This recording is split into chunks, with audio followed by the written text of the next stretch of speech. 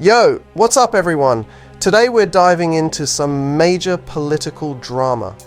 President Joe Biden, a man of tradition, standing against the whirlwind that is Donald Trump. This story's got everything: power, legacy, and a whole lot of paradox. So let's get into it. Now, Biden is your classic president, deeply respectful of the past, shaped by living through over half of the 20th century. But here's the kicker: despite his conventional ways, there's one major way Biden breaks the mold. And it's the reason why he's not running for a second term. Donald Trump, on the other hand, is the most radical dude to ever sit in the Oval Office. Love him or hate him, the guy knows how to command attention. He's been the center of national obsession, whether you're a fan or a critic. Biden, though? Well, he's kind of been a half president, let me explain. On the programmatic side, legislation, policy, Biden's been effective, maybe even one of the best in recent decades, but when it comes to the performative side, inspiring people, boxing in enemies, reshaping debates, he's been, well, lacking. Remember his Oval Office address? Biden's voice, once strong, now often falters. He's had grand speeches, sure, but many of his thoughts now seem incoherent or just plain hard to follow.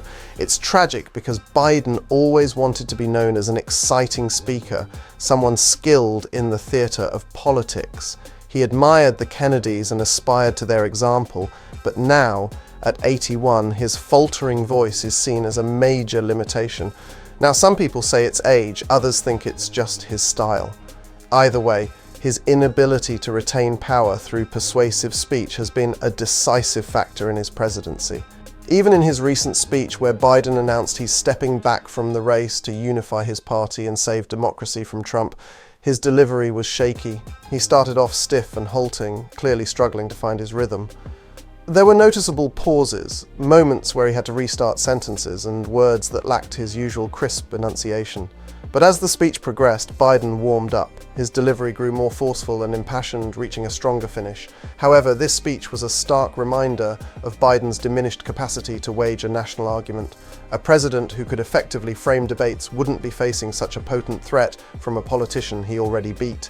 Biden's struggles in articulating his vision and countering opposition have left room for Trump to remain a significant force. Democratic leaders are well aware that Trump's real danger isn't just about stealing an election, it's about winning decisively and taking Congress with him. If Trump gains a decisive victory, he could potentially shift the political landscape dramatically, bringing the Republican Party to full control of Congress. This threat looms large over the Democratic Party. Biden's legacy is complex. On one hand, he has been remarkably effective in policy making. His administration has presided over far-reaching legislation and used executive powers aggressively to implement significant changes. Supporters praise his achievements, pointing to his legislative successes and executive actions as evidence of his effective leadership. On the other hand, Biden has struggled with the performative demands of the presidency. The ability to use words to inspire, to box in enemies, and to reframe debates is a crucial part of presidential power. This is where Biden has been arguably the weakest Oval Office occupant in more than a century.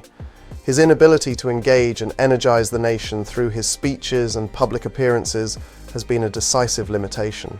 That's a great question, and it's something a lot of people are curious about. President Biden's decision to step back from running for a second term is primarily about unifying the Democratic Party and focusing on the broader goal of saving democracy from the perceived threat posed by Trump. Biden has achieved significant legislative successes and policy advancements during his tenure, but his struggles with public speaking and framing national debates have been notable. By stepping back, Biden aims to prevent any internal party divisions that could weaken the Democrats' chances in the next election. It's a strategic move to pass the torch to a new leader who might be better positioned to galvanize support, communicate effectively, and counter the potent threat that Trump represents. This move is also about ensuring that the Democratic Party presents a united front and can effectively challenge the Republicans in the upcoming elections. The impact on the Democratic Party will be significant. It opens the door for a new generation of leaders to step up and take the mantle. This could invigorate the party with fresh energy and perspectives. However, it also presents challenges, as finding a candidate who can unite the party and appeal to a broad base of voters will be crucial. The decision underscores the importance of adaptability in politics and the need for leaders who can effectively communicate and inspire in the rapidly changing political landscape. In summary, Biden's decision is a strategic move aimed at strengthening the Democratic Party's position and ensuring they are well prepared to face Trump and the Republicans in the next election. It's a recognition of his limitations and a commitment to the greater good of his party and the nation. So, while Biden's achievements in policy are undeniable, his struggles with the performative aspect of his role have underscored the challenges of his presidency. His recent speech encapsulated this paradox, highlighting both his successes and his limitations. The question now is, how will this legacy shape the future of the Democratic Party and the country as a whole?